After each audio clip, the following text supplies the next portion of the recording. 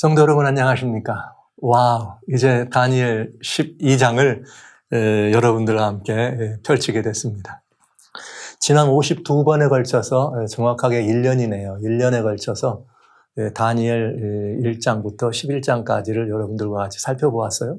오늘 마지막 53번째 시간입니다. 그래서 이렇게 해서 저는 비밀의 문 요한계시록 103번에 걸친 요한계시록 그리고 53번에 걸친 다니엘을 통해서 다니엘과 요한계시록에 정말 나와 있는 매우 중요한 이 사실들을 여러분들에게 알려드리는 청특권을 누리는 시간을 가졌습니다. 함께 하신 여러분들에게 감사드리고요.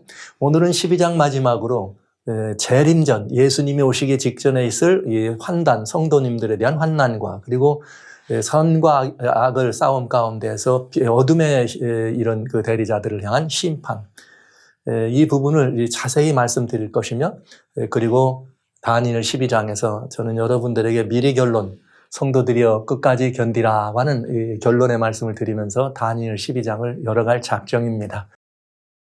성도들의 환난과 재림전 심판, 재림전에 있을 심판이 무엇인가의 의미에 대해서 아주 소상하게 기록된 것이 다니엘 12장입니다. 그래서 승리의 성도들에 대한 승리의 보증과 상급이 이곳에 마련되어 있다, 이런 이 말씀을 드리면서 다시 한번 성도 여러분, 저는 여러분들에게 요한계시록을 살피는 사람들이 그것은 적그리스도다 아니면 뭐 짐승의 우상 짐승의 표와 같은 어둠의 일을 살피기 위해서 계시록을 살펴요. 아닙니다.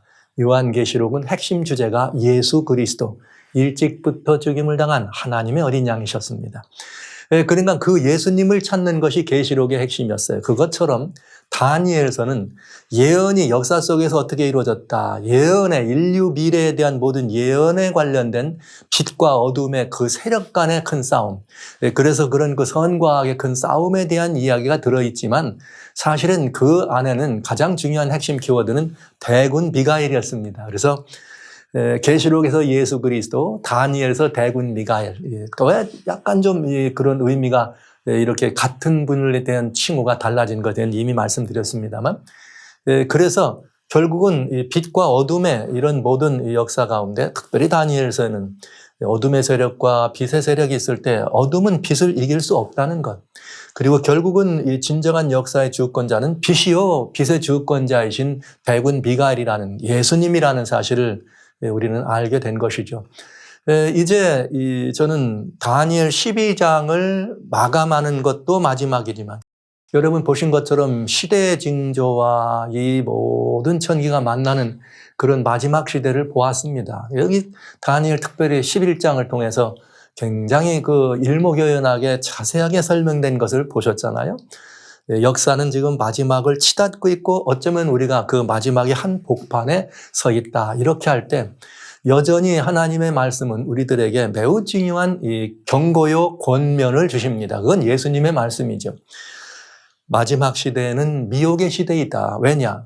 예수님이 마태복음 24장 4절에 제자들에게 세상 끝날에 대해 설명해 주시면서 가장 먼저 조심하고 가장 먼저 주의할 것이 사람의 미혹을 받지 않도록 조심하라, 이렇게 되어 있어요. 그러니까 마지막 시대에 관한 이 예언 혹은 마지막 시대에 관한 사실을 돌아볼 때 우리는 사람의 미혹, 즉 미혹의 시대라는 사실을 염두에 둬야 합니다. 그래서 특별히 미혹의 시대다 이렇게 되면은 예수님 십자가 이후 사단이 어떻게 하늘에서 쫓겨난 다음에 이 땅에 있는 모든 인류를 미혹했는가, 그리고 어떻게 그 미혹이 들어먹게 하기 위해서, 왜냐하면 미혹을 하지만 들어야 될 거 아니에요?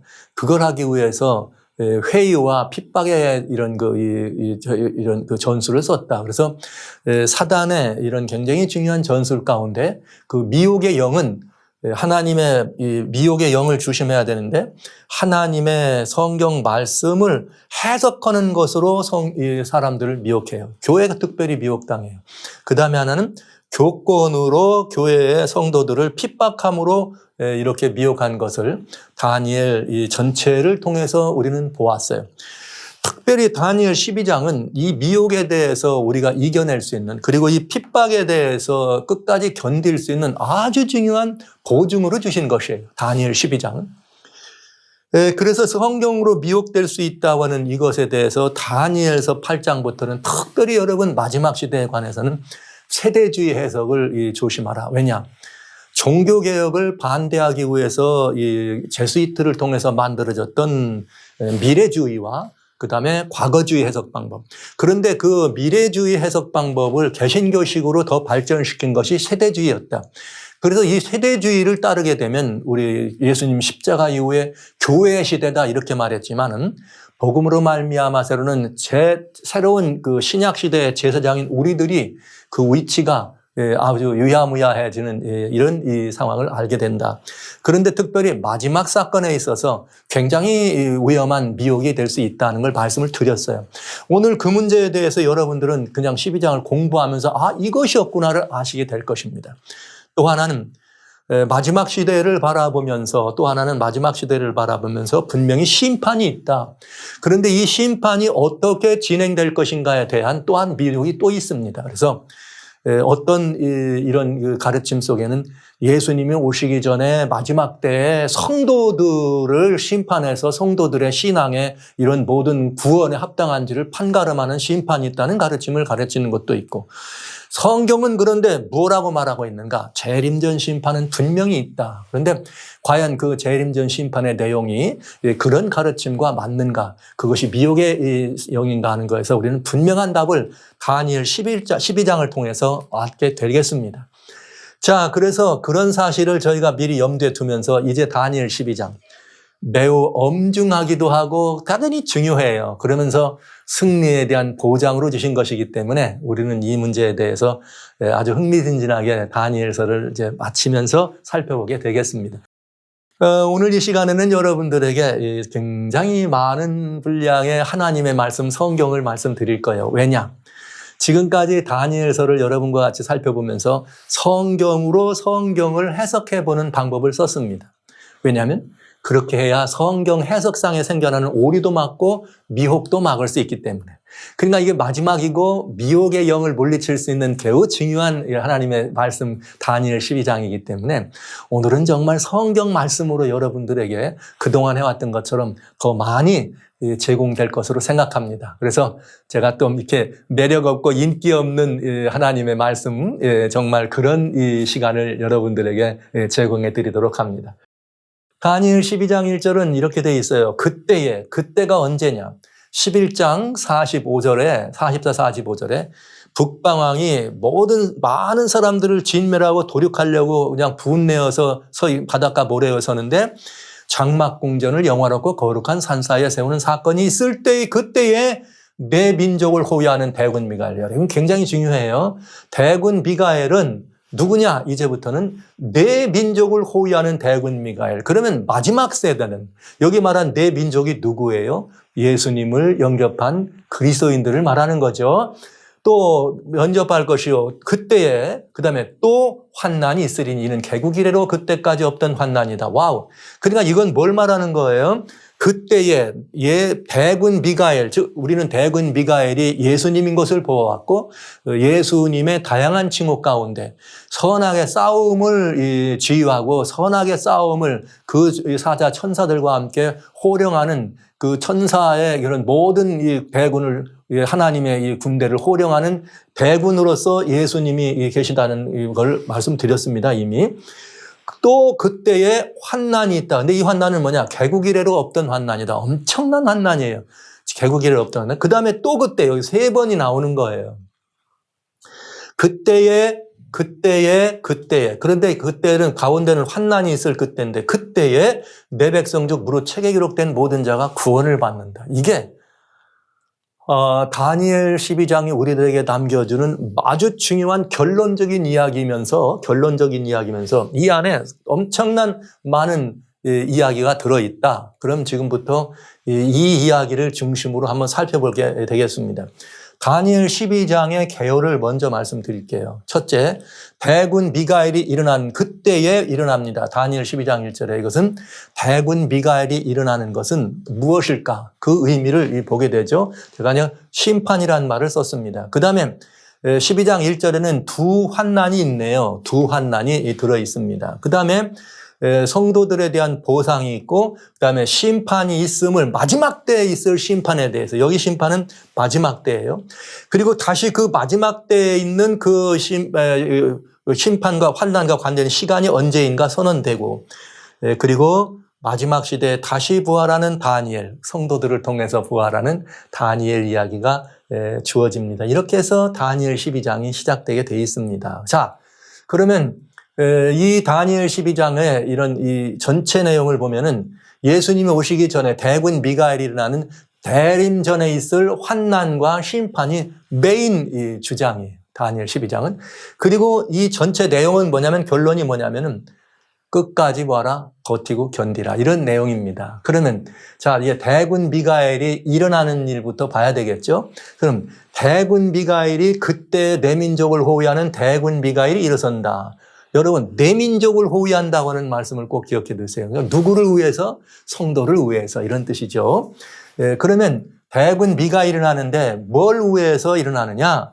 첫째는 재림을 위해서 일어나는 것이요. 둘째는 재림 전에 먼저 심판을 베풀기 위하여 일어난다. 대군 미가엘이 일어나는 데는 두 가지 요소가 포함되어 있다 이 말이에요. 재림하시기 전에 심판이 있고 그 다음에 뭐가 있다? 이렇게 재림이 있다. 요게 이제 이 대군 미가엘에 관한 이야기입니다.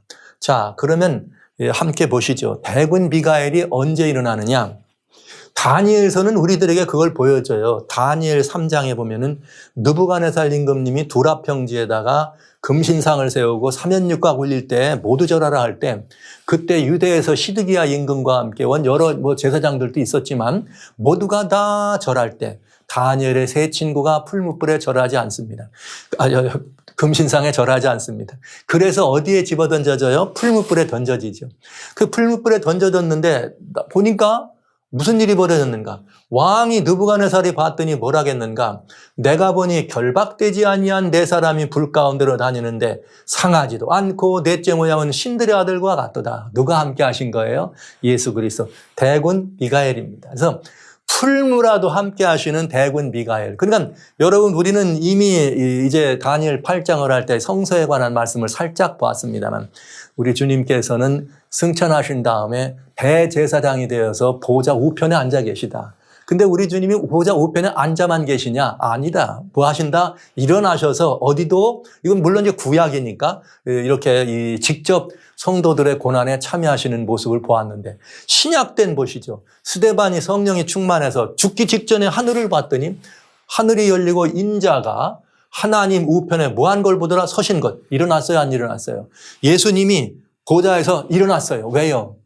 당신의 아들이 지금 돌 맞아 죽게 생겼는데 그 예수님께서 스데반의 순교를 바라보시면서 뻘떡 일어나서 스데반아 내가 너와 함께 한다는 것을 스데반에게 보여준 사건입니다. 그러니까 대군 미가엘이 언제 일어나느냐? 예수님이 일어나는 것은 성도들이 고난을 받을 때 그 고난에 함께하고 아니면 그 고난에서 그를 건지기 위해서 일어나시는 것이에요. 그런데 스데반은 어떻게 던져서 순교당하잖아요. 일어났지만 아직 뭐 하진 않으셨어요. 이게 특별히 다음으로는 재림이라고 하는 이 땅에 직접 오셔서 함께하는 일은 하지 않았습니다. 그래서 대군 미가엘이 일어나는 일은 성도들의 고난을 바라보시고 그 일을 위해서 주님께서 내가 지켜보고 있다는 것을 보여주시기 위해서 있는 것을 알 수가 있죠. 그런데 성도들이 스데반 같은 순교를 당한 성도들이 스데반 이후에 많이 나와요. 그때 그들에게 굉장히 중요한 보증이 있습니다. 그게 뭐냐?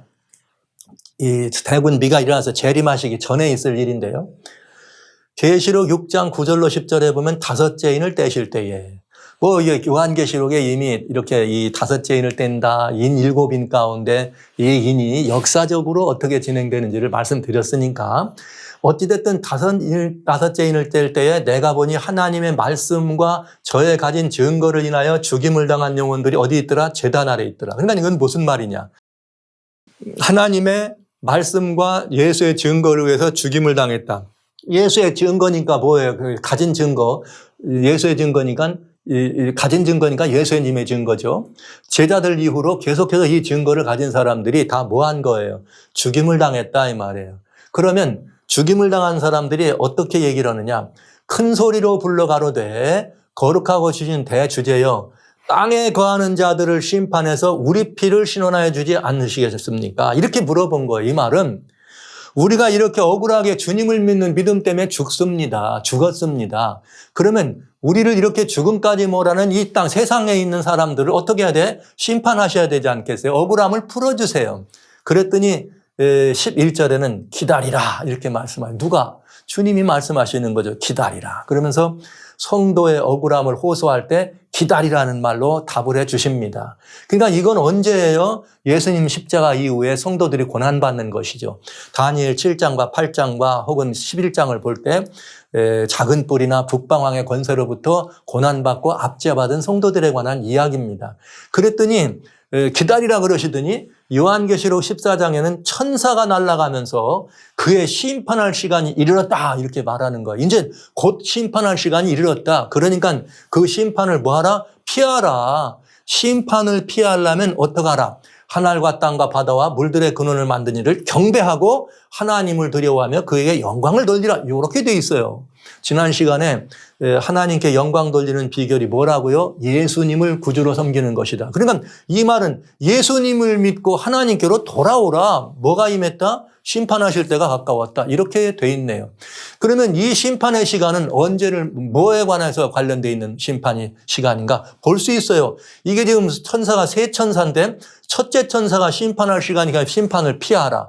만약에 이 심판을 이렇게 하지 않으면 심판이 떨어지는데 그 심판이 무슨 심판에 떨어지느냐? 이렇게 돼 있어요. 셋째가 만약에 짐승과 우상에게 경배하고 이마에나 손에 표를 받으면 그는 진노의 포도주를 마시겠다. 짐승과 우상에게 경배하고 이름의 표를 받는 자는 밤낮 힘을 즉 심판이 이렇게 임하는데 누구냐?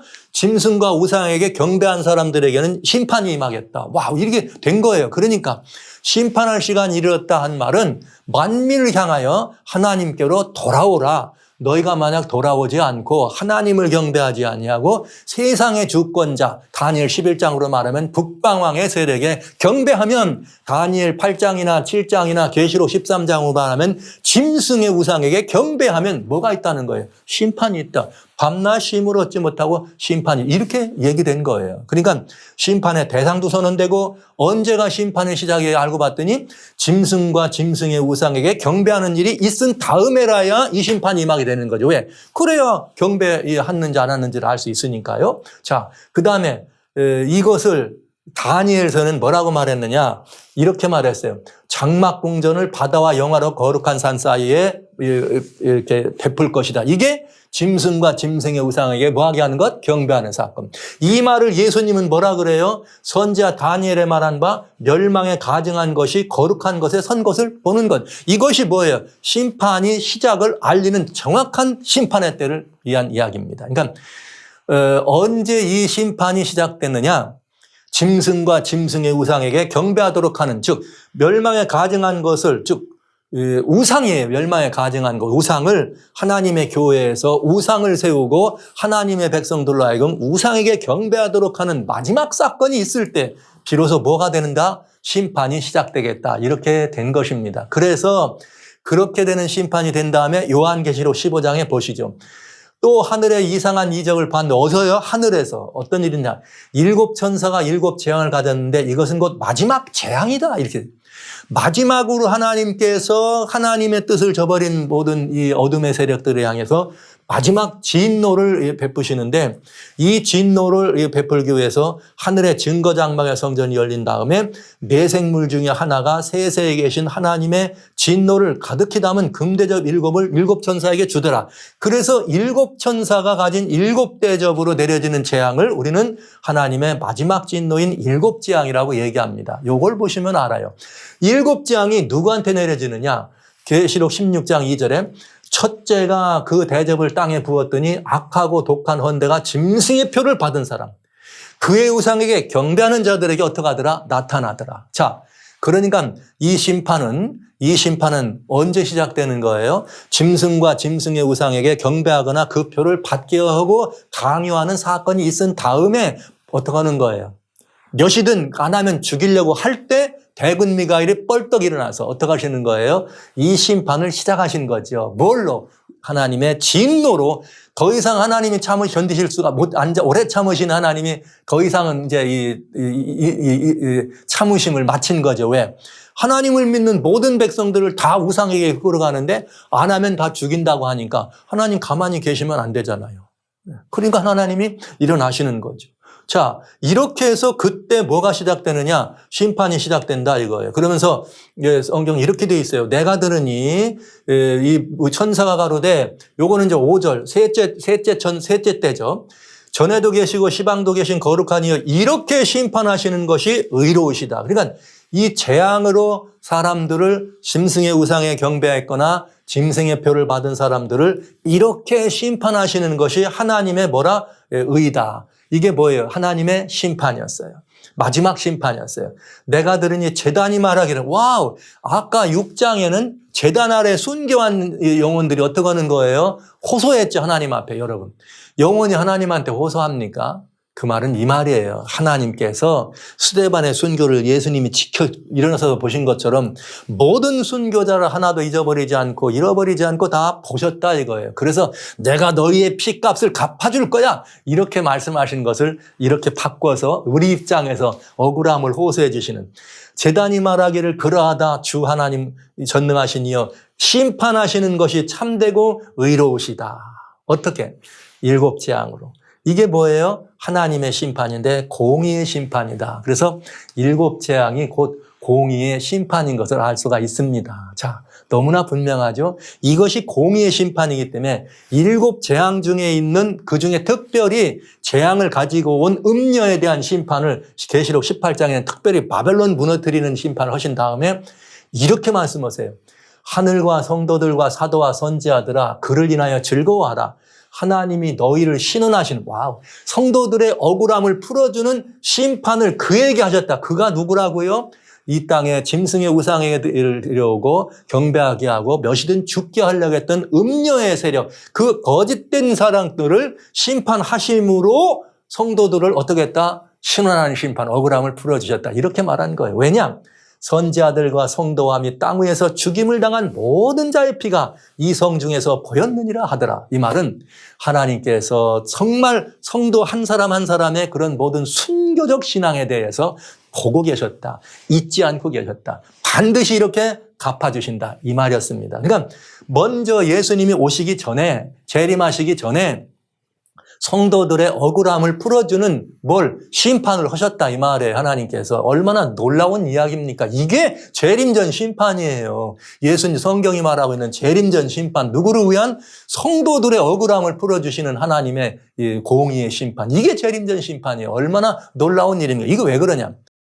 예수님을 믿는 사람들이 이 땅에서 다 여러 종류의 환난 속에 떨어집니다. 그러면 그런 모습을 지켜보고 있는 다른 모든 객관들이, 아니 믿는다고 하더니 뭐 저렇게 뭐 어려움이 있어, 아유 저래가지고 예수님 믿겠어, 이런 소리를 들을 거 아니에요? 또 아니면 누가 믿는 하나님이 세냐, 우리가 믿는 신이 세냐, 이런 그 신앙적인 이런 그 다툼들이 있을 때 하나님은 오래 참으셨지만 끝내 그런 모든 것들로 인하여 의아한 건 우주만민, 우주거민들 앞에서 하나님의 살아계심과 성도들이 그렇게 어렵고 압제받은 것, 누구 때문에? 예수님의 이름 때문에, 하나님만을 경배하기 위해서 받은 그 모든 것들에 대한 보상을 먼저 모든 사람들이 어떻게 보는 데서 해주신다 이 말이에요. 이게 공의의 심판이에요. 그래서 보세요.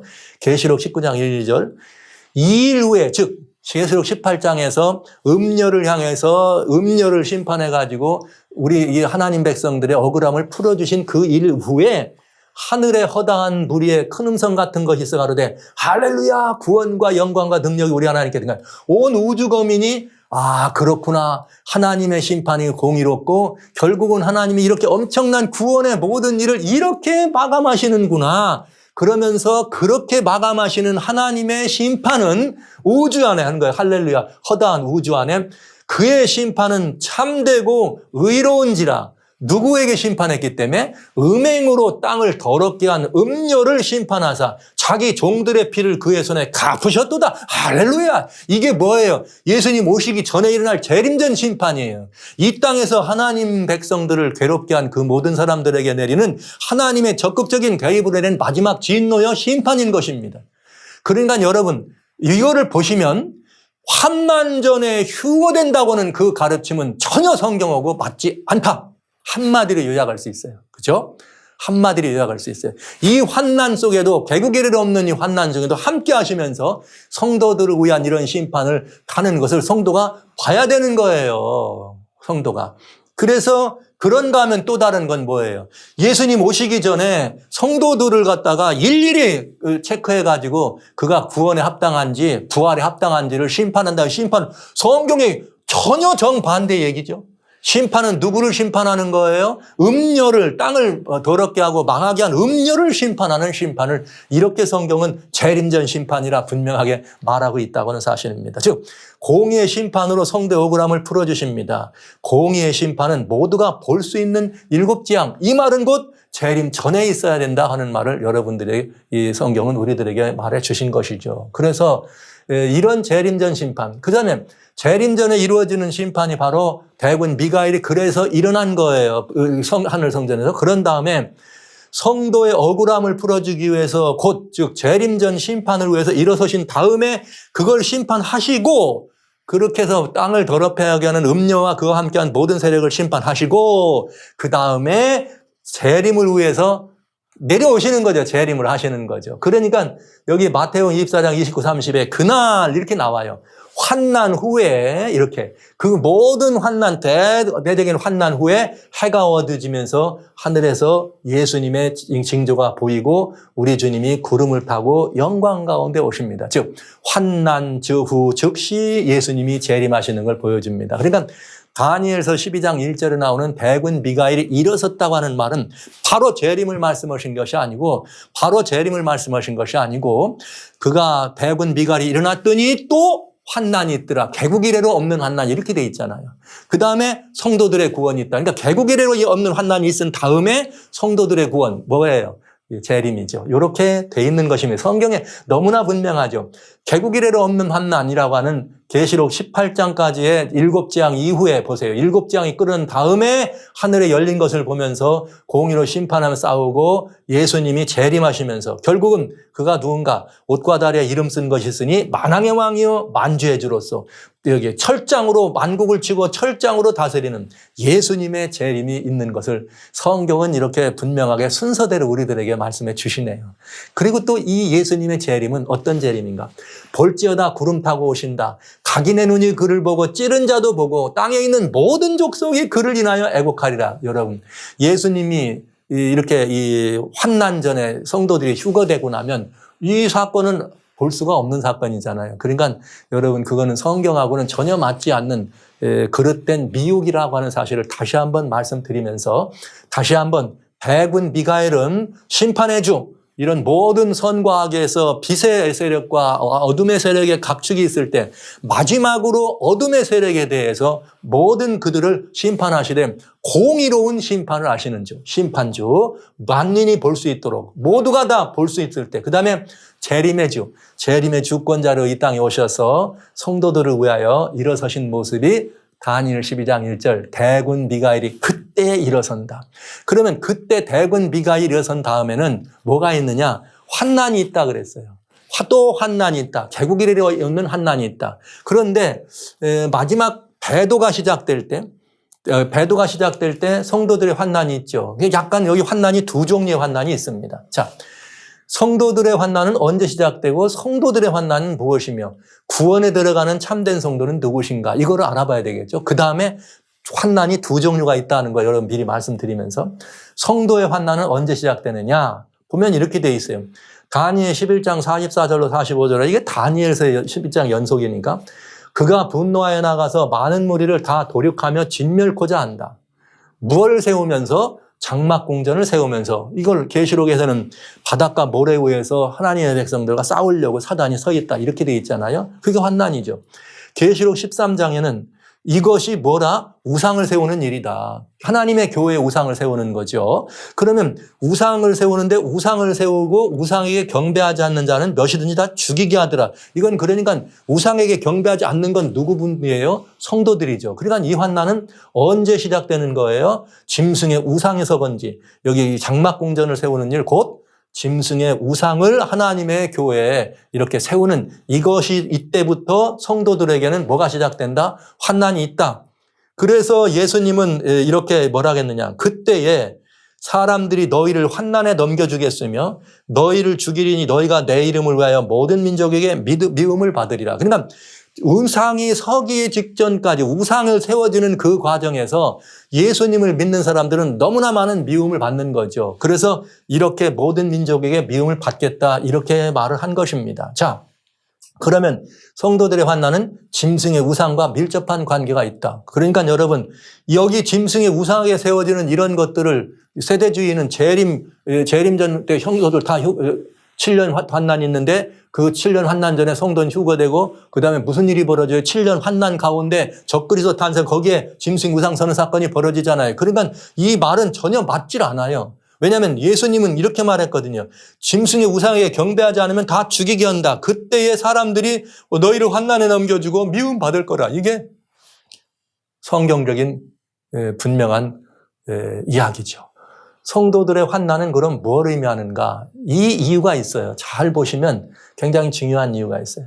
짐승이 입을 벌려 하나님을 향하여 회방하는데 권세를 받아 짐승이에요. 성도들과 싸워 이기게 되고 족속과 백성과 방과 나라를 다스리는 권세를 받다. 이 말은 모든 인류를 사단이 다스리고 사단의 지상 대리자들을 통해서 권세받아서 다스리는데 누가 그들의 반대 세력이냐? 성도들입니다.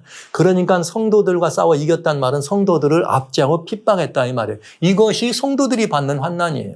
성도들은 이렇게 해서 환난을 받는 거죠. 그렇기 때문에 그 환난이 있음에도 불구하고 그렇게 있을 것을 미리 말씀해 주시면서 그럼에도 불구하고 여러 나라 각 족속과 백성과 방언과 나라를 다스리는 권세를 어둠의 권세가 받지만 다시 하나님은 나라와 족속과 방언과 백성들에게 그 어둠에 지배받는 그 백성들에게 하나님은 복음을 끝까지 영원한 복음을 전하는데 뭐냐? 노노노노노!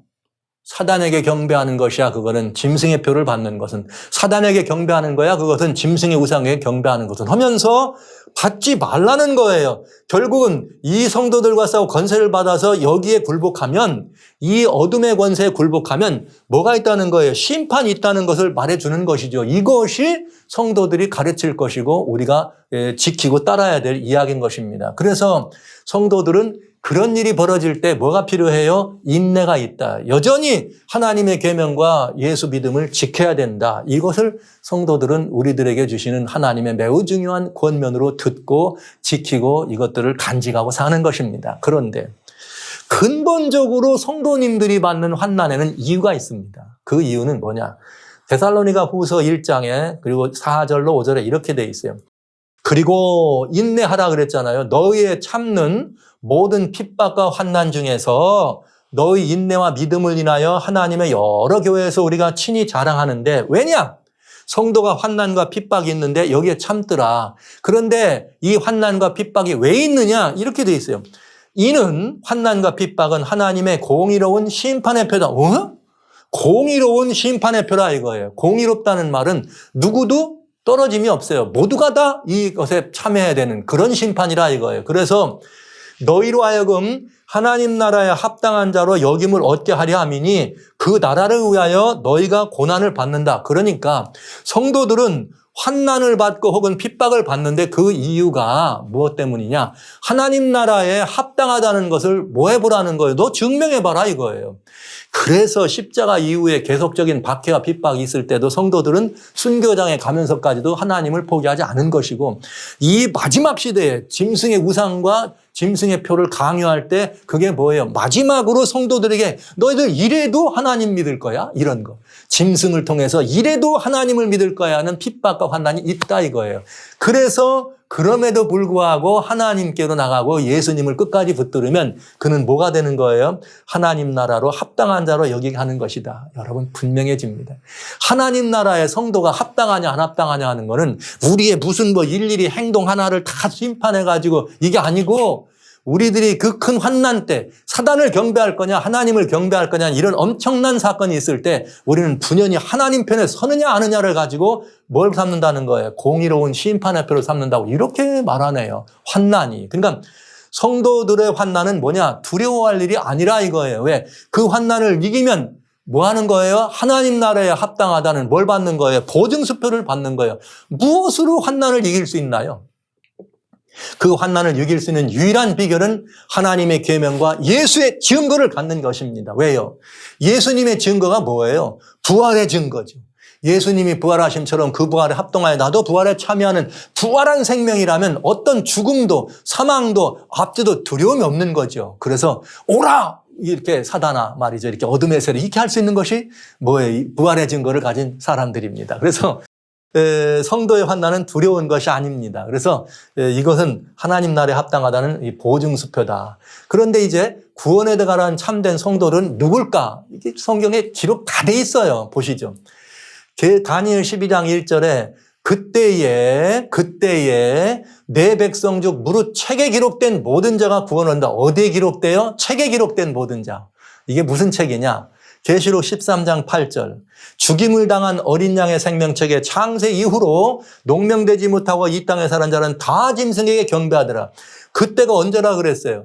환난이 시작될 때, 즉 짐승의 우상에서는 그걸로 말미암아서 성도들에게는 환난이 시작되죠. 그때 대군 비가 일어나는데 그 환난이 시작될 때인데 그때에 그런 환난이 일어났을 때에 어린 양의 생명책에 이름이 기록되지 않은 사람들은 다 경배하겠다 이거예요. 짐승에게.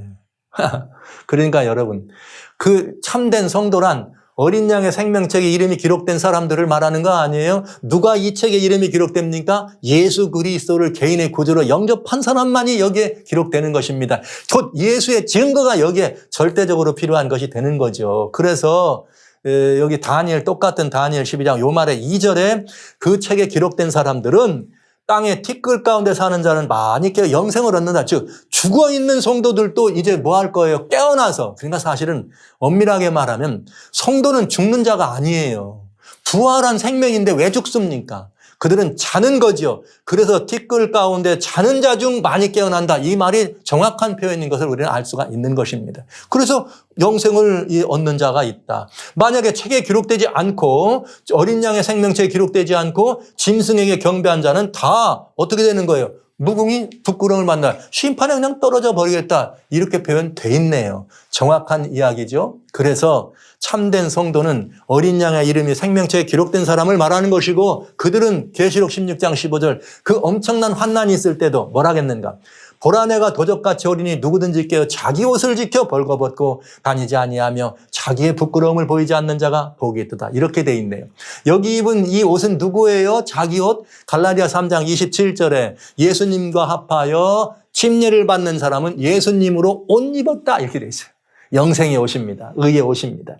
그 사람은 자기의 부끄러움을 지키지 않는 자는 어디예요? 구원에 들어가는 성도가 된다. 그래서 이 성도 여러분 이 말씀을 꼭 기억해 주시기 바랍니다. 그런데 여기에 위대한 보증이 있습니다. 성도들을 향해서.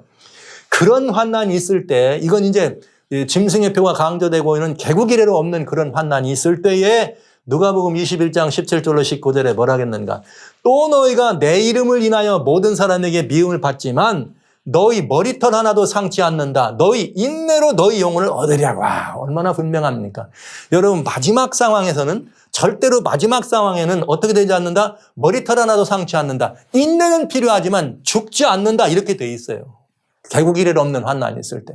얼마나 위대한 보증입니까? 그가 누구예요? 구원에 들어가는 참된 성도들에게 주시는 하나님의 보증인 것입니다. 그러니 환난은 뭐 할 게 아니에요? 두려워할 게 아니에요. 그런데 어떻게 이런 환난 속에서도 우리가 예수님의 증거를 가지고 환난을 이기고 인내하라고 성경이 이렇게 구구절절히 말씀했는데 환난 전에 홀딱 그 사람들만 휴거한다는 말은 옳지 않다. 다시 말씀을 드리면서 구원에 들어가는 참된 성도들에 관한 이야기입니다. 결론은 이것입니다. 끝까지 견디는 자는 구원을 얻으리라. 성도 여러분, 이것이 다니엘 12장이 보여주는 매우 중요한 대핵심 이슈예요. 끝까지 견디라. 환난이 있다. 심판이 있다. 그러나 뭐하라? 끝까지 견디라. 이것이 우리들에게 주는 보증입니다. 그런데 어떻게 하지 않는다? 머리털 하나도 상치 않는다. 얼마나 놀라운 이야기입니까? 이 말씀을 믿으시면서 이제 앞으로 진행되는 여러분 우리 앞에 오늘날 무슨 코로나 바이러스가 어쩌고 무슨 이런 것 때문에 난리 앞으로 무슨 백신 해서 여건이 이런 거 두려워하지 마세요. 성경은 이렇게 말씀하십니다. 너희 머리털 하나도 상치 않겠다. 이 말씀을 믿으시고 여러분 끝까지 견디고 구원의 성도로 서주시기를 주의 이름으로 축원합니다. 자, 그런데 두 종류의 환난이 있다 그랬어요. 그럼 개국 이래로 없는 환난은 뭐냐? 이건 아까 거는 성도가 받는 환난, 즉 하나님께 충성하기 때문에 세상에서 미움받고 세상의 주권자라고 또 미움받아서 받는 환난입니다. 그러나 그 환난은 인간으로부터 받는 사단의 세력으로 받는 거기 때문에 하나님의 개국 이래로 없는 그런 환난 말고 그 환난은 우리를 보호하는 자가 누구예요? 대군 미가엘 아닙니까? 그러니까 우리를 뭐 하잖아? 머리카락 하나도 상치 않아. 그런데 개국 이래로 없는 환난이 있어요. 즉 개국 이래 없는 환난이란 뭘 말하느냐? 그때에 내 민족을 호위하는 대군 미련할 것이요. 또 환난이 있는데 이는 개국 이래로 없던 환난이다. 그러니까 사단이 일어나서 짐승의 표 경배하기 위해서 이 앞에 있는 그 몇이든지 죽이려고 하는 그 환난은 성도가 받는 것이라면 여기 있는 개국 이래로 없던 이 환난은 대군 미가엘이 내 민족을 호위하는 우리를 호위하는 대군 미가엘이 우리를 위해서 내려주는 뭐예요? 억울함을 풀어주기 위해서 하는 뭐예요? 환난이라고요. 그래서 이 말은 무슨 말인가 잘 보세요. 북방왕이 장막궁전을 세운 후 그 장막궁전을 세울 때 이제는 그 끝이 이르렀다. 사단이 제삿날이다 이런 뜻이에요. 마지막이다. 그랬더니 대군 미가엘이 심판을 위해서 일어납니다. 대군 미가엘이. 그런데 이 개국일 없는 이 환난은 심판으로 일어나는데 누구에게 환난이 일어나느냐? 이렇게 돼 있어요. 그때에 내 민족을 호위하는, 그러니까 대군 미가엘이라는 것은 내 민족, 성도들을 위한 것이라 이 말이죠. 그런데 보세요. 누가 이 환난에서 제외되는가? 즉, 이 개국일 없는 환난은 누구를 위한 거냐? 즉, 누가 제외되느냐? 이렇게 본다면 이렇게 되죠. 누가 이 환난에서 제외되나? 성도들을 위하여 일어나니까 대군 미가엘이 책에 기록된 모든 자는 구원받는다. 그러니까 환난의 제외. 어린 양의 생명책에 이름이 기록되고 짐승에게 경배하지 않은 성도들은 이 환난에서 제외됩니다. 그럼 누구한테 이 환난이 되냐? 어린 양의 책에 이름이 기록되지 않은 자. 그죠? 그 다음에 뭐예요? 짐승에게 경배하고 그 표를 받은 사람들에게 내려지는 환난이 개국 이래로 없는 환난입니다. 이게 증거가 어디 있는가? 예수님이 말씀하셨어요. 뭐라 하겠느냐? 이렇게 말씀하세요. 마태복음 24장 15절에 선지자 다니엘의 말한 바 멸망에 가증한 것이 거룩한 것을 보걸랑 산으로 도망가라. 왜냐? 산으로 도망가는 이유가 뭐냐? 이는 그때에 환난이 있겠다 이렇게 되어 있어요. 이는 그때에 환난이 있겠다. 여기 이 마태복음 24장에 여러분 분명히 뭐라고 되어 있는가 이렇게 되어 있어요. 15절에는 이렇게 마태복음 24장의 15절에 봐라. 그 다음에 16절에 그때 유다에 있는 자는 산으로 도망하라. 그런 다음에 왜 도망가야 되느냐? 여기 이유가 설명되어 있어요. 여기 21절에 그때에 큰 환난이 있다. 그런데 이 환난은 21절에 창세로부터 지금까지 이런 환난이 없고 후에도 없으리라. 그러니까 창세로부터 이런 환난이 없었기 때문에 개국 이래 없는 환난이에요. 그런데 이 환난이 얼마나 심한지 이건 누구 거니까 하나님이 내리는 거기 때문에 모든 이 환난의 시간을 감하지 않으면 모든 육체가 구원을 얻지 못 다 죽어야 돼. 그러나 거기에 누가 있어요? 하나님의 백성이기 때문에 하나님께서 그러나 택한 자들을 위하여 그 날들을 어떡하라? 감하실 거다. 아까 뭐라 그랬어요? 대군 미가엘은 내 민족을 호위하는 미가엘이다. 개국 이래로 없는 환난은 짐승과 우상에 경배한 그들에게 내리는 환난입니다. 그래서 우상이 하나님의 교회에 서는 사건 이후에 하나님 백성은 산으로 어떡하라? 나가라. 왜냐하면 그 나가야지만 거기를 환난을 줄 거 아니에요. 근데 그냥 여기 떠나라 이런 얘기를 하면 그냥 다 가시돋친 눈으로 이렇게 이 반응을 하는 것은 굉장히 위험한 발상이라는 걸 말씀드리면서 환난받게 한 짐승의 세력과 그 수하들에게 내리는 것이 개국 이래로 없는 환난입니다. 그 환난은 길지 않아요. 개국 이래로 없는 그 환난은 왜냐? 길면 어떻게? 다 죽어. 그러니까 하나님이 그 환난의 시간을 감하시는 이유는 누구 때문에? 성도들 때문에 감하신다는 걸 알 수가 있어요. 보시죠. 계시록이 보여주는 개국 이래 없는 환난이란 뭘 말하느냐? 즉 개국 이래 없는 환난은 7재앙을 말합니다. 하나님께서 마지막 재앙인데 하나님의 진노가 이것으로 마친다. 그래서 이 하나님의 진노가 완전히 마칠 때까지는 하나님이 성전에 들어가지 않는 이렇게 말씀해요. 그래서 이 개국일일 없는 환난은 결국은 일곱 재앙을 말하는 것이고, 일곱 재앙은 일곱 대접 일곱 재앙이고, 이거는 짐승의 표를 받은 사람들, 그 우상에게 경배하는 자들에 내리는 것이 개국일일 없는 환난입니다. 그들은 이를 갈면서 그 환난을 감당해야 된다는 것이죠.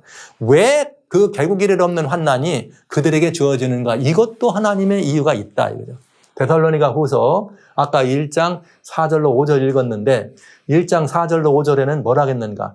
하나님 나라를 위하여 환난받는 것은 공의로운 심판의 표라 그랬어요. 그런데 여기 중요한 말이 있어요. 6절에 너희로 환난받게 하는 자들에게는 환난으로 갚으시고, 와우. 환난받게 하는 자는 환난으로 갚으시는 것이 하나님의 뭐예요? 공이라고요.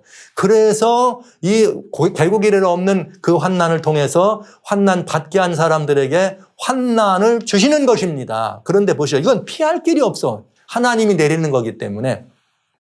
계시록 이어서 계시록 16장 6절로 7절에 세 번째 천사가 재앙을 볼 때 물들이 피를 변해요. 그때에 뭐라 했는가? 저희가 성도들과 선지자들의 피를 흘렸으므로 저희로 피를 마시게 하는 것이 합당하다. 이게 완전히 뭐를 말하는 거예요? 공의롭다 이거예요. 너희는 성도들을 죽였지? 그러면 너는 이제 어떻게 해? 세 번째 천사가 재앙을 벗더니 모든 물들의 근원이 피로 변합니다. 그러니까 피를 마실 수밖에 없잖아요. 왜? 너희가 사람들을 죽였으니까 너희도 피를 마셔보라 이거예요. 그랬더니 제단이 말하기를 그러하다 주 하나님 곧 전능하신 이여 심판하는 것이 참되고 의롭다 이렇게 말씀하시네요. 그래서 이 하나님의 공의의 심판이 곧 일곱 재앙으로 우리들에게 보여진 것이고 그것은 곧 개국이래로 없는 그 환난이라고 하는 사실을 여러분 알게 되셨습니다. 자, 이제 이게 뭐냐? 최후의 배도 멸망에 가증한 것, 우상을 교회에 세우는 그런 것들이 있을 때 그것은 사단의 마지막이다. 그의 끝이 이르니 도와줄 자가 없다. 그러면 그때 무슨 일이 벌어지느냐? 백운 미가엘이 공의의 심판을 집행합니다. 근데 공의의 심판이란 뭐냐?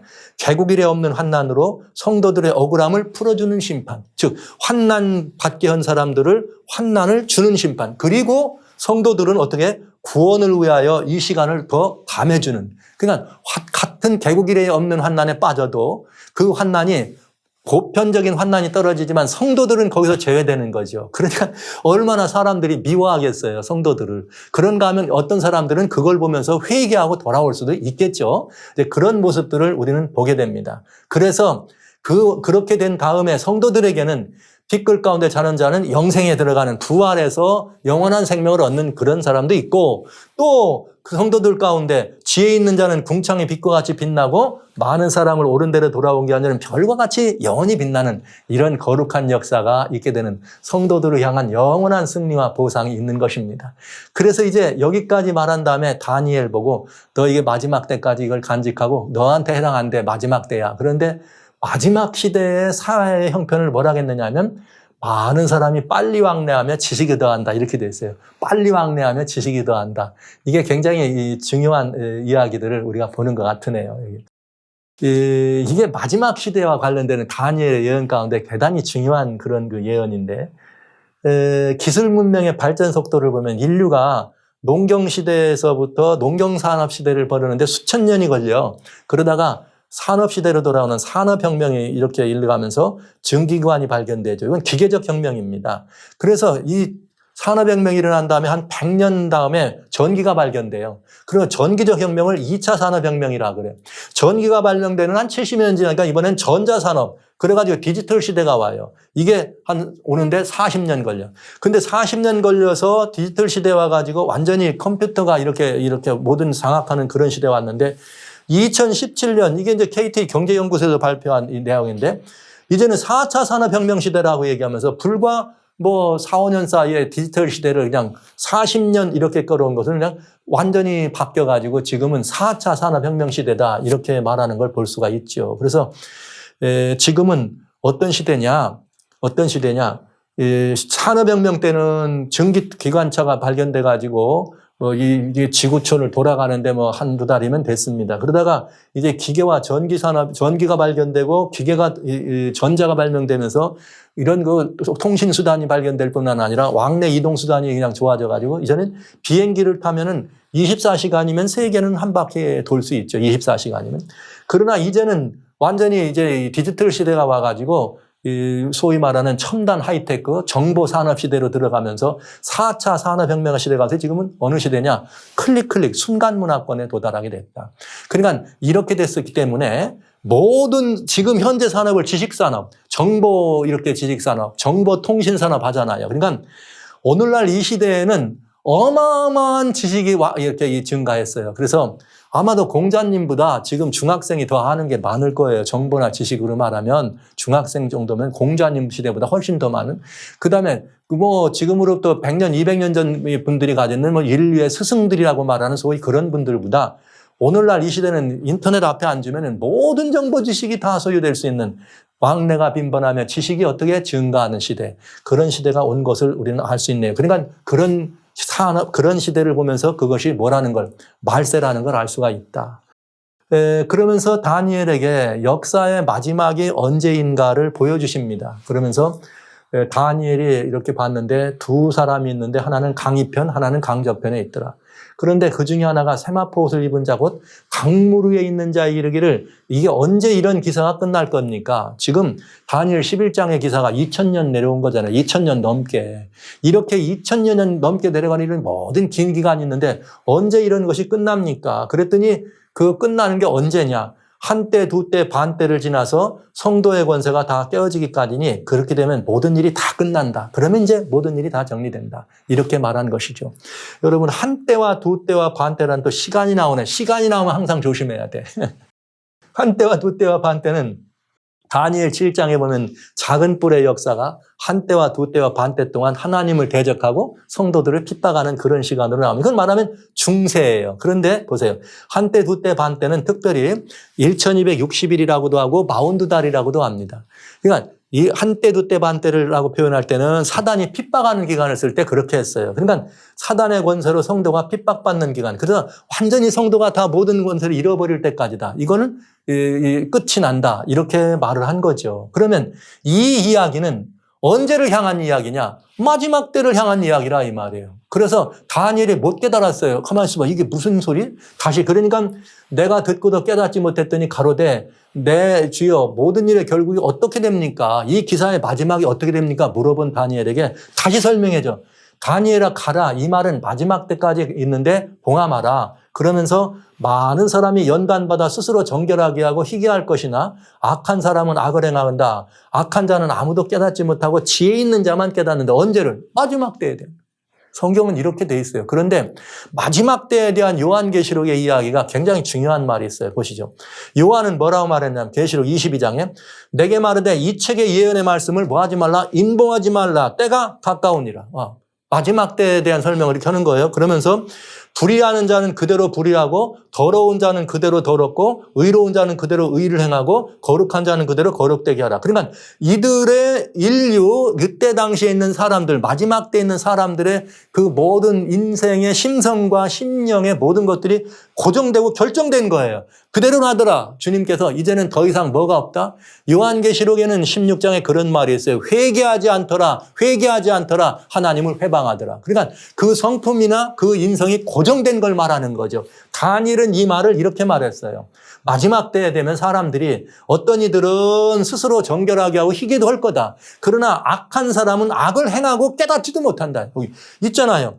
불의라는 자는 그냥 불의하고 더러운 자는 더럽게도 하더라. 의로운 자는 그대로 의를 행하라. 이 말씀을 다니엘이 설명해 준 것입니다. 그러면서 다시 한번 언제 역사의 마지막이냐에 대한 이야기를 왜? 다니엘 10장부터 12장까지는 이건 언제? 마지막 때 얘기다. 말세에 관한 얘기를 했잖아요. 그러니까 다니엘 8장까지는 2300주야라는 중세라는 정해진 기한까지 얘기했다면 2300주야 이후의 사건이 어떻게 될 것인가를 다니엘 10장부터 12장 사이에는 일목요연한 얘기를 통해서 마지막 시대를 향해 보여준 것입니다. 그러니까 굉장히 중요한 거죠. 어떤 일이 있느냐? 마지막 때 다시 한번 성경은 우리에게 반복합니다. 매일 드리는 제사를 폐하며 멸망케 할 미운 물건을 세울 때부터 1290일을 지내거나 또 기다려 1335일까지 이르는 그 사람은 복이 있으리라. 이야, 이거 굉장히 어려운 이야기.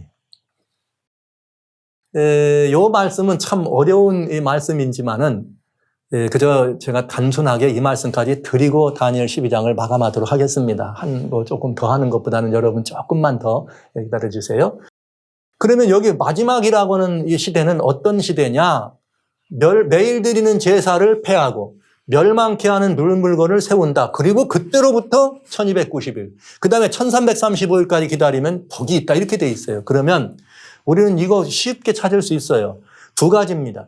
매일 드리는 제사며 멸망케 하는 물건이 뭐냐 하는 게 첫째예요. 그 다음에 1290일이라고 하는 것을 이게 예언의 하루니까 이걸 어떻게 볼 것이냐. 두 가지만 해결하면 되는 거죠. 이미 저는 다니엘 8장을 공부할 때 매일 드리는 제사가 무엇인가 여러분에게 말씀을 드렸습니다. 원래 매일 드리는 제사라고 하는 때는 이 제사란 말이 없어요. 타미드, 항상 주님께 올라가는 이런 뜻입니다. 그러나 주님께 우리가 올린다는 의미를 해서 제사란 말을 써도 무방하다 이런 말을 하는 것이고요. 멸망에 가증한 것이라고 하는 말은 다니엘 8장과 9장과 계속 말씀드렸습니다. 성경에 멸망에 가증한 것은 무조건 우상이다. 우상이다 말씀을 드리면 그 해석에 틀림이 없을 것으로 말씀드립니다. 그런데 다니엘 여기 매일 드리는 제사는 구약 당시는 제사장이 하나님께 드렸어요. 성소에서 매일 드리는 제사. 신약 당시는 매일 드리는 제사는 예수님께 누가 제사장이에요? 성도들이 제사장이니까 신약 당시는 우리들이 주님께 언제든지 주님께 우리의 이 모든 예배를 올릴 수 있는 것이 매일 드리는 제사. 멸망에 가증한 것이라는 것은 우상에 드리는 것이라는 걸 말씀하시면서 역사의 마지막 때 일어나는 매일 드리는 제사를 금하고 우상을 세우는 게 뭔지를 살펴보면 압니다. 성경으로 보면 되니까요. 다니엘서에 이런 이야기가 3번 등장해요. 3번 등장하는데 8장에서 매일 드리는 제사를 제하고 군대 주제에게 매일 드리는 제사를 제하고 이렇게 하면서 8장 11절로 13절에 3번이나 나와 계속해서 매일 드리는 제사를 제하고 드리지 못하게 하고 가져갔다 이런 식으로. 그러면서 죄악에 망하게 하는 죄악, 멸망에 가증케 하는 것이나 망하게 하는 죄악이나 같은 표현이잖아요. 이렇게 해서 다니엘 8장에 나오고 다니엘 9장에는 27절에 7일의 마지막 70일을 설명할 때 마지막 일의 절반에 제사와 예물을 금했다 이런 표현이 있습니다. 그런데 여기는 제사와 예물, 여기는 진짜 제사란 말이에요. 매일 드리는 제사의 제사와는 좀 다른 의미죠. 제사와 예물을 금했다고 하는 말은 예수님의 십자가 사건입니다. 그때에 히브리서에서는 이 말을 그대로 설명해 줬죠. 10장 5절로 8절에 주님이 이 땅에 오실 때에 한 몸을 예비하시고 제사와 예물, 전체로 드리는 번제와 속죄제를 기뻐하지 아니하시고 누가 드려지길 원했어요? 황소나 염소의 피로 드리는 거 주님이 안 받으셔. 기뻐하지 않아. 오직 예수님을 직접 드리기를 원하셨기 때문에 예수님이 돌아가십니다. 그러니까 예수님이 돌아가심으로 말미암아 제사와 예물, 번제로 드리고 속죄제로 드리는 모든 것들을 이제는 끝난 거죠. 그러니까 요거는 여기 이거는 좀 내용상 맞지 않는다. 그 다음에 다니엘 11장 31절에 매일 드리는 제사와 멸망의 물건이 생깁니다. 그러면 여기서 보면 다니엘 8장과 11장은 같은 사건이에요. 무슨 사건이냐? 타락한 중세 교권 지상주의 시대 때 일어났던 사건입니다. 그러니까 그때가 언제냐? 정치연합한 종교적 최고 지상권을 가진 그 시대에 538년부터 1798년 있을 그때에 무슨 일이 벌어져? 매일 드리는 제사를 폐하고 멸망에 가증한 것이 선 것을 알 수가 있어요. 그랬는데 여러분 1798년에 한때 두때가 반때가 맞추는 이때에 중세의 그 타락한 교권이 완전히 교권을 잃어버려. 그런가 하면 2300세가 맞춰지면서 하나님의 성소가 회복돼. 완전히 성소 진리가 회복되고 하나님의 이런 그 모든 진리가 회복되기 때문에 이제는 종교적으로도 그 지상권을 잃어버리게 됩니다. 그런데 중세 동안에 그가 정치적 권세와 종교적 권세로 예수님께 매일 드리는 제사를 제하해버렸고요. 다니엘 8장을 여러분 한번 보시면 다 말씀드렸습니다. 제하해버렸고 그 다음에 거기에 또 뭐 하나님의 계명을 빼고 우상에 대한 이런 모든 것까지 제도적으로 만들어졌던 중세 교권이 이렇게 해서 끝납니다. 끝나지만 성경은 뭐라고 말했는가? 그 교권의 부활이 예언되어 있어요. 계시록 13장 3절에 보면 그 중세 교권을 계시록이 말할 때는 이 복합 짐승으로 설명했는데 머리 하나가 상하여 죽게 된 것 같더니 죽게 된 상처가 닿음에 온 땅이 이상하여 짐승을 따르다. 즉 7머리 10뿔 가진 사자의 머리였던 여기서 하나가 죽어서 죽게 됩니다. 그러나 이 상처가 낫더라. 이 말은 다시 부활한다 이 말이에요. 그런데 실제로 역사적으로 이것을 가시적으로 보여준 사건이 있습니다. 그건 뭐냐? 2015년 70차 유엔 총회가 끝난 다음에 11월 30일부터 12월 12일까지 프랑스 파리에서 환경회의가 열립니다. COP21이라고 하는. 지구의 온도가 2.2도 올라가면 큰일 나니까 1.5도까지 더 올라가지 말자는 이런 걸로 인해서 환경회의가 열어질 때 여러분, 바티칸에서는 무슨 말을 했느냐? One Lion on my church. 이런 거대한 사자상을 바티칸 그 바실리카에다 프로젝트 합니다. 와, 놀라운 일이죠. 머리 하나가 상하여 어떻게 사자 머리인데 죽게 되더니 다시 어떻게 하더라? 상처가 나오면 일어나더라. 정확하게 죽게 된 상처가 일어난 사자 머리를 이 프로젝트 한 거하고 똑같은 얘기 아닙니까? 우리는 우리 눈으로 죽게 된 상처가 회복되는 그 시절의 사건을 보는 것입니다. 그런데 그 회복되면은 무슨 일을 한다? 회복된 다음에 할 일은 뭐냐? 굉장히 중요해요. 중세의 교권이 다시 뭐 한 거예요? 그러면 회복되는 거죠. 중세는 교권 지상주의 시대다 그랬어요. 정치적으로 종교적으로 합동돼서. 그러면 이 죽었던 상처가 다시 살아난다는 말은 다시 교권이 어떻게 된다는 거예요? 부활한다는 말이죠. 근데 교권이 부활하는데 이번에는 어떤 일을 하느냐? 정말 무서운 일이죠. 내년에 아브라함 하우스가 오픈돼요. 아브라함 패밀리 하우스. 이건 크리슬람이라고도 하는데 이 크리슬람은 뭘 말하느냐? 지난 시간에 잠깐 말씀드렸습니다만은 유대교와 이슬람교와 기독교가 한 곳에서 같이 이렇게 사이좋게 이 모든 일을 해나가는 이걸 표현한 것입니다. 그런데 실제 아브라함이 하우스에서는 마 템플이라고 하는 이런 로고를 집어넣습니다. 그건 뭐냐? 힌두교가 들어가고 붓다도 들어가고 모든 종교는 하나라는 뜻이에요. 여기 마 템플이라고 하는 저 신앙은 모든 종교는 하나라고 하는 그런 의미의 신앙입니다. 그래서 이게 뭐냐면 원 월드 릴리전 세계교회, 전 세계가 하나 되는 세계교회를 설명하고 있다. 이렇게 되면 역사의 마지막은 계시록 18장 1절로 3절에 나와 있는 것처럼 종교적으로, 정치적으로, 경제적으로 통합되는 사건이 일어난다. 이 통합되는 사건이 일어난 다음에 무슨 일이 벌어진다? 계시록 13장에 말하는 짐승의 뭐예요? 우상을 세우는 일이 벌어진다. 그러니까 짐승의 우상을 세우는다는 말은 매일 드리는 제사를 폐하고, 즉 예수님께 직접 나가지 못하도록 하고, 예수님께 직접 나가지 못하게 하고 멸망에 가증한 것 뭐예요? 우상이죠. 그것을 다시 교회 안에 들여놓는 이런 사건이 되겠습니다. 그러면 어떻게 될까요? 이것이 마지막 사건이 되겠죠. 그러니까 이 사건은 아주 중요한 사건이 되겠네요. 자, 매일 드리는 제사를 폐하고 우상을 세우는 일이 1290일 있고 1335일이 있는데 중세 교권이 세우는 우상은 어때요?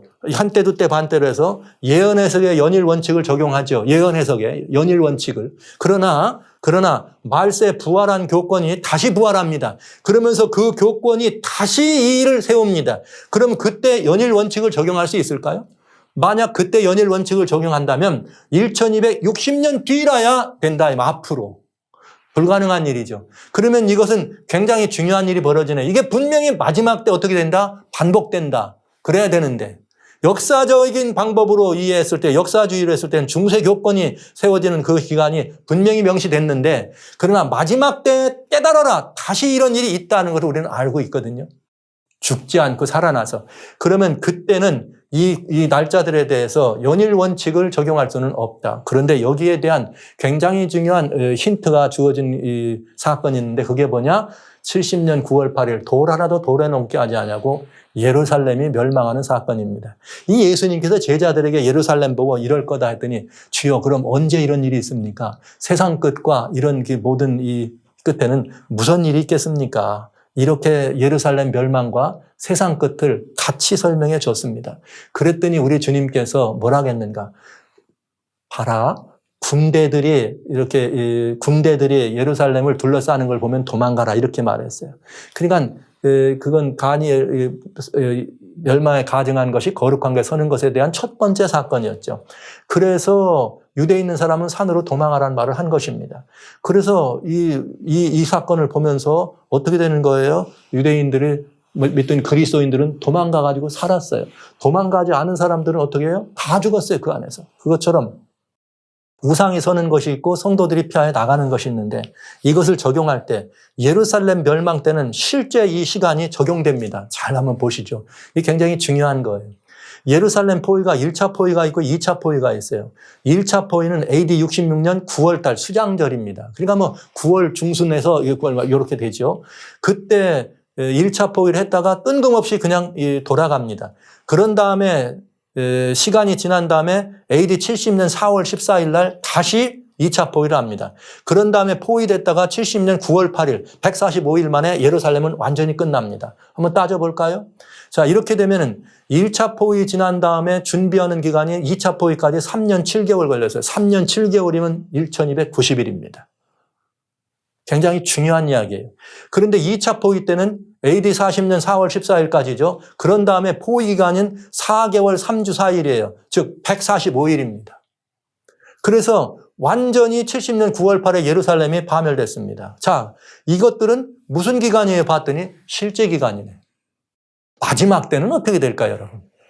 마지막 때에 이런 그 기간들을 주어졌는데 이 기간을 실제 기간으로 적용한다면 또 아니면 예언적 기간으로 연일 원칙을 적용한다면 마지막 때 짐승의 우상이 다시 마지막 설 때 1290년이 가야 됩니다. 앞으로도 1335년이 지나가야 됩니다. 예언일 원칙을 제공한다면. 그러나 예루살렘 멸망하고 마지막 사건을 같이 설명하신 예수님의 원칙을 따르면 예루살렘 멸망 때는 어떻게 됐어요? 1차 포위가 끝나고 2차 포위 진행하는 1290일이 걸립니다. 예루살렘, 즉, 이 타락한 이 모든 바벨론이 끝나야지만 그렇게 교회 이렇게 옷이 끝나야지만 주님의 오시는 날이 시작되잖아요. 환난이. 그런 다음에 2차 포위는 짐승의 우상을 세우고 경배를 강요하지. 이때는 살아남지 못해요. 1차 포위 때는 피할 수가 있었는데 2차 포위는 완전히 다 죽습니다. 그러니까 여러분 굉장히 중요해요. 그러면 짐승의 우상을 세우고 경배를 강요하는데 1335일까지를 지나야 되니까 1차 포위 기간을 빼면 45일이 되네요. 예루살렘 때는 145일 동안 그 안에 있었는데 여기에 실제 이 성경이 주어진 시간으로 말하면 45일이 주어졌네요. 자, 그러니까 여러분, 저는 지금 여러분들에게 어떤 시간적인 이것을 중요하게 말씀드리려고 하는 것이 아니고 역사적으로 예언된 이런 기간들이 있다. 그러면 이 기간은 무엇을 말하는가? 우리가 눈 똑바로 뜨고 사단이 지금 마지막 세상의 형편을 이렇게 이끌어가는 이 모든 것을 똑바로 보고 이런 일이 시작되면은 1290일이라고 하는 이런 기간 동안에 무슨 일이 벌어진다, 짐승 우상까지 세워지는 그런 시간이 걸릴 거를 예측할 수 있다 이거예요. 그런 다음에 그 우상이 세워진 다음에는 어떻게 할 길이 없다? 살아남을 수가 없어요. 얼마나 어려운가. 그리고 그 살아남을 수 없는 상황 대신 하나님은 뭐래요? 7 재앙을 때려요. 개국 이래로 없는 환난이 넘어와요. 그럼 개국 이래로 없는 환난이 내려왔을 때는 감당이 된다, 안 된다? 안 된다. 하나님께서 그 시간을 어떻게 된다? 줄여줘야 된다. 성경은 1335일, 45라고 되겠습니다. 이것이 45년이라고 봐야 될지 45일이라고 돼야 될지는 여러분이 판단하세요. 저는 지금 여러분들에게 그 판단은 제 몫이 아니고 여러분 몫이기 때문에 이렇게 전해드립니다. 자, 이러니까 이 기간은 굉장히 중요한 기간이다. 한 가지 말씀드린다면 마지막 개국 이래 없는 환난 때는 시간이 짧다. 무엇보다 그 환난을 우상을 세우기 위해서 준비하는 그런 시간은 1290일이라면 마지막으로 그 환난까지 강요돼서 그 버텨야 될 시간은 45일이다. 이 45일이라고 하는 기간이 있는데 이 기간은 그러니까 상당히 짧은 기간이 되는 거죠. 더 길면 견딜 수가 없습니다. 그래서 여러분 하나님께서 우리들에게 피하라 도망하라 이런 표현들을 쓰신 데는 이유가 있다는 걸 꼭 알아주시고요.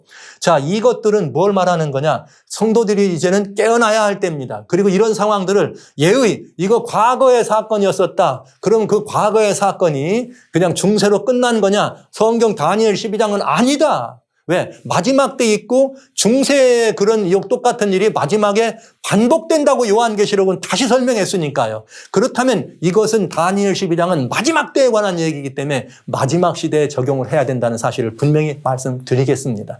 그리고 그때 해석은 어떻게 해야 될 것인가? 여러분들이 예루살렘 멸망을 거쳐볼 때는 예루살렘은 분명히 실제적인 기간이 그렇게 들었습니다. 약 3년 반 이렇게 그다음에 145일.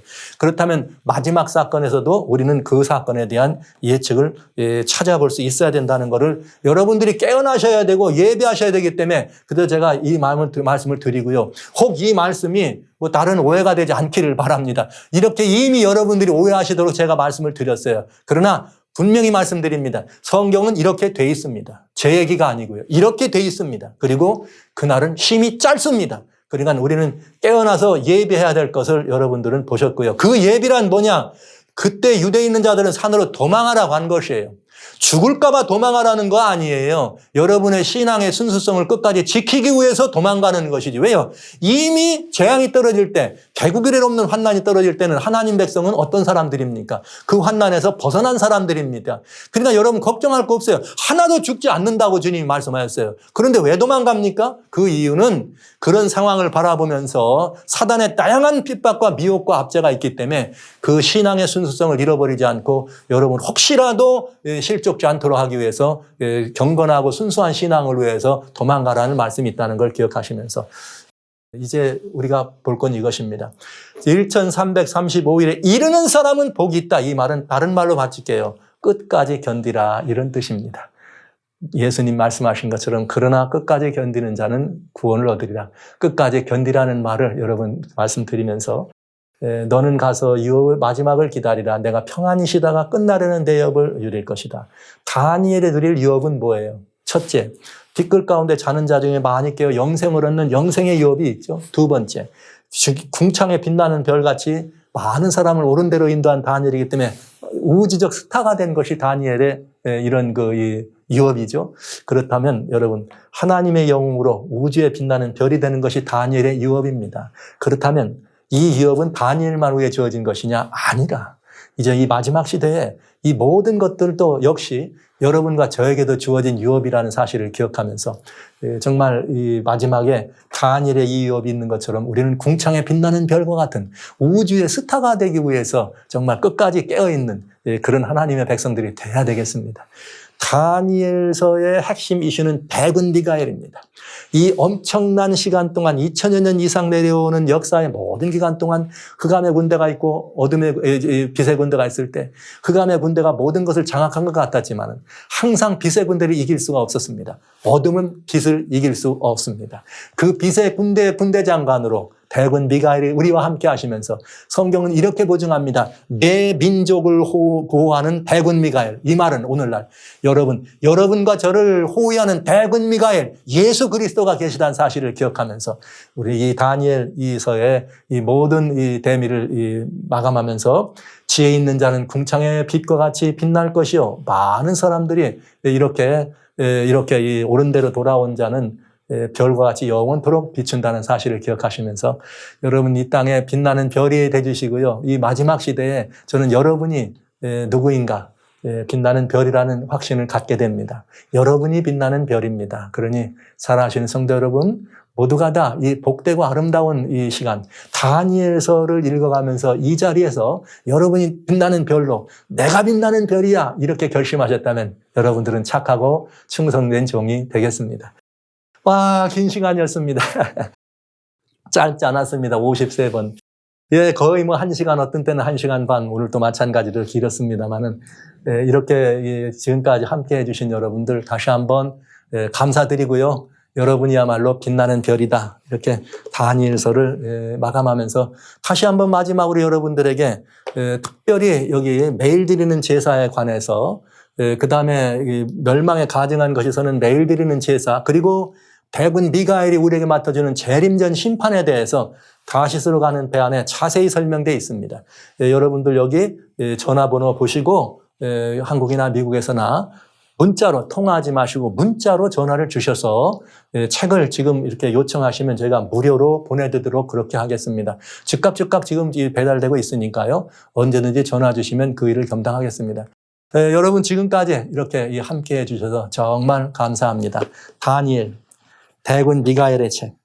그래서 여러분과 제가 빛의 사람으로 궁창에 확실히 빛나는 영원한 스타로 이제 우주적 스타로 등극하는 그 아름다운 일에 대한 예정표와 그 아름다운 일에 대한 주님의 보장과 약속을 다니엘서를 통해서 함께 보았습니다. 여러분 다시 한번 이 빛나는 별이 되주시고 우주적 스타로 여러분 자리매김해 주시기를 간절히 소원하면서 오늘 다니엘서 다니엘 12장까지 이렇게 해서 마치도록 하겠습니다. 대단히 감사합니다.